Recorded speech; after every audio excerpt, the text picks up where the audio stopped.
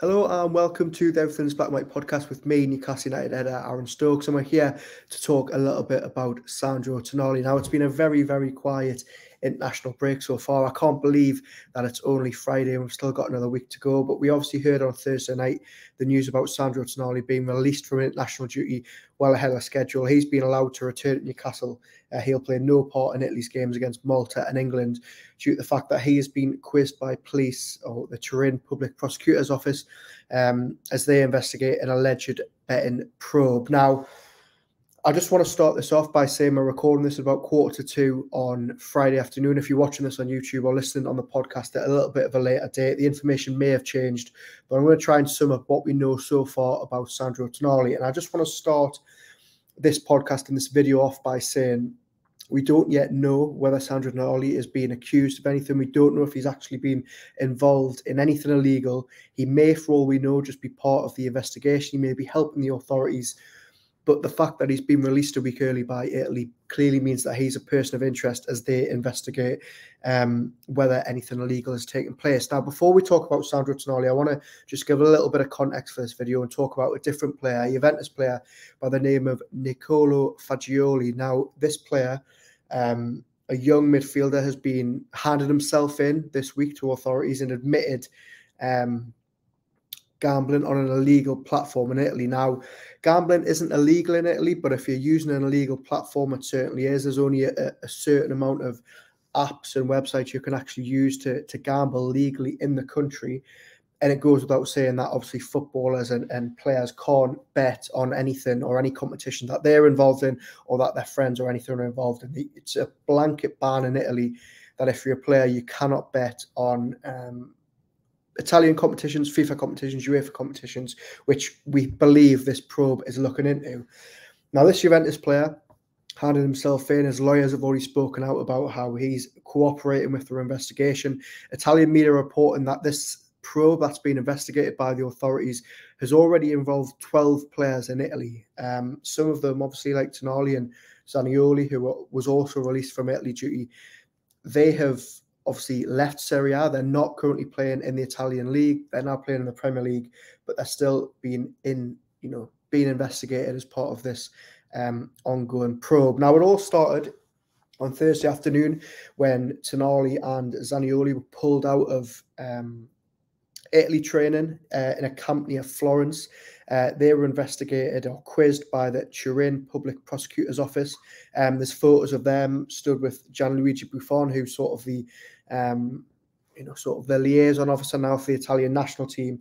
Now, there's different versions of what has been said about this. Some people are saying that they've been quizzed by the authorities as part of, the illegal betting scandal. Some of them are saying that it maybe wasn't as serious as first made out and that they were just merely answering a few questions. Italy came out straight away and released a statement last night on Thursday saying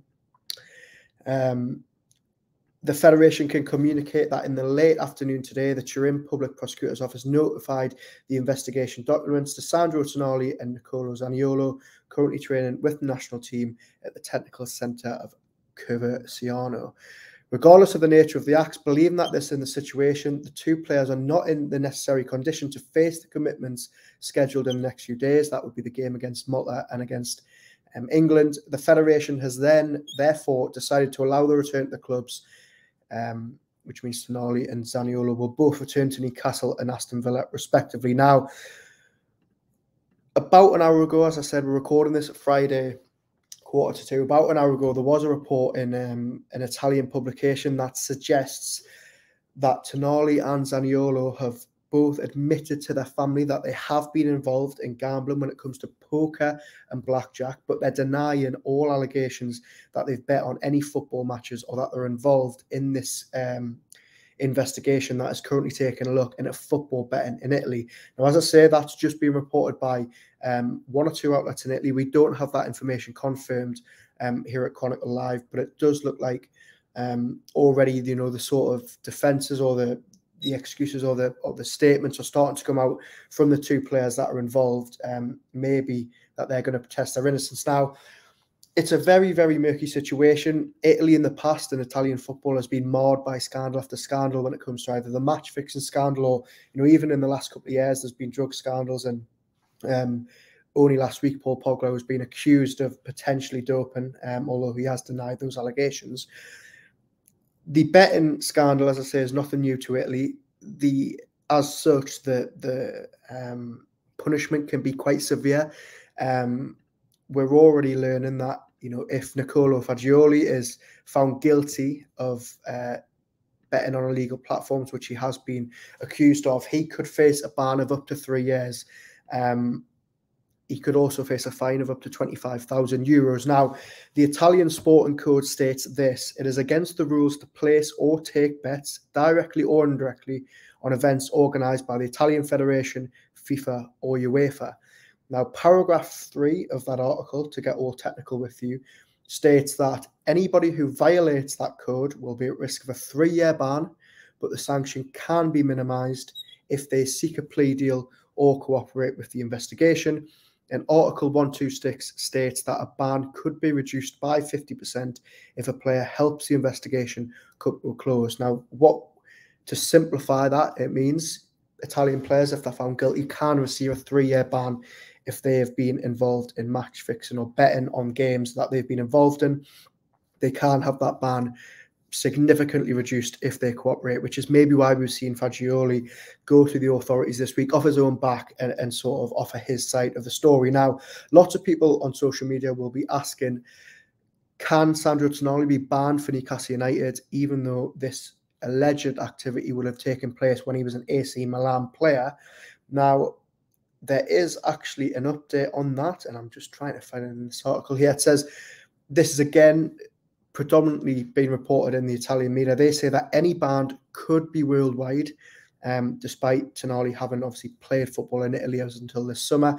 Apparently, if a ban is issued by Italian authorities, the case will be presented to the National Federal Court first before a request is made to extend that sentence to competitions authorised by FIFA and UEFA if it goes to trial, which means Italy and Italian federations can ask for that ban to be transferred to a worldwide ban, not just an Italian football ban, which would obviously see Sandro Tonali banned from playing in the Premier League. Now that, again, as I want to stress, is we're a long way off that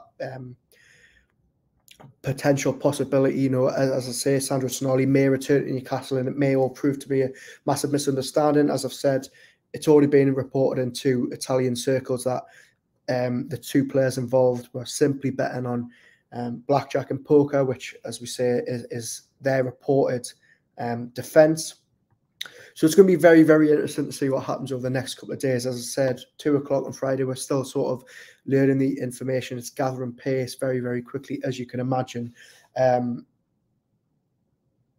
I think we are going to have to wait for more information. We expect Luciano Spalletti, the Italian manager, to speak about it over the weekend when he is interviewed around those Italy games. Tonali himself, I wouldn't be surprised if he and Zaniolo put out a statement in the next couple of days to try and clarify their position on the situation. It's a very fast-moving situation. Information that is, yet to be verified and is flying in from all angles. But it does seem like Sandro Tonali is going to launch a defence if indeed he is accused of being as part of this probe that is being launched by Italian police. I appreciate I've just thrown a lot of information at you there. We will have more across the weekend as we come. I'm sure there will be more information to come, but that is what we have as of about 24 hours after the story broke. As I say, I'm sure we'll have more podcasts and more videos on this over the next couple of weeks. We'll also have more articles whenever there is any updates on our Chronicle Live website. Thank you very much for watching this video or tuning into this audio podcast, and we'll speak to you very, very soon.